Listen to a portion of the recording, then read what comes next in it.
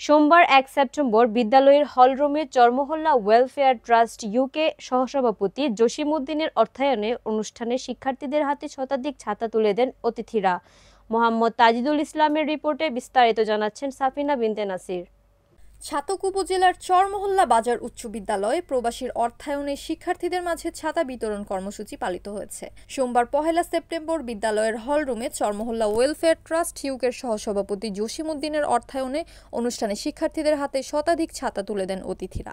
চরমহল্লা বাজার উচ্চ বিদ্যালয়ের ভারপ্রাপ্ত প্রধান শিক্ষক আবু মুসা মোহাম্মদ রাসেলের সভাপতিত্বে ও চরমহল্লা ইউনিয়ন ওয়েলফেয়ার ট্রাস্টের যুগ্ম সাধারণ সম্পাদক আবুল লেইসের পরিচালনায় প্রধান বক্তা হিসেবে উপস্থিত ছিলেন বিশিষ্ট শিক্ষানুরাগী সমাজসেবক ফয়জুল ইসলাম। এ সময় বক্তব্য রাখেন বিদ্যালয়ের সহকারী শিক্ষক শফিক উদ্দিন, খরিদিচর সিনিয়র আলিম মাদ্রাসা কমিটির সভাপতি অ্যাডভোকেট আলামিন, সাবেক শিক্ষক শামসুল ইসলাম, মাওলানা আনসারুল হক, মাওলানা খুরশিদ আলম, মঞ্জুর মিয়া, আব্দুর রহমান, জয়নাল আবেদিন, সিরাজ মিয়া, সংবাদকর্মী নূর মিয়া রাজু, জমির আলী, রুস্তম আলী, হাসনাত আহমেদ সৌরভ সহ শিক্ষক, শিক্ষার্থী, অভিভাবক ও স্থানীয় গণ্যমান্য ব্যক্তিবর্গ উপস্থিত ছিলেন। বক্তারা বলেন, এ উদ্যোগ শিক্ষার্থীদের ঝড় বৃষ্টি ও রোদের হাত থেকে সুরক্ষা দেবে, একই সঙ্গে বিদ্যালয়ে নিয়মিত উপস্থিতি বাড়াবে, উৎসাহ যোগাবে।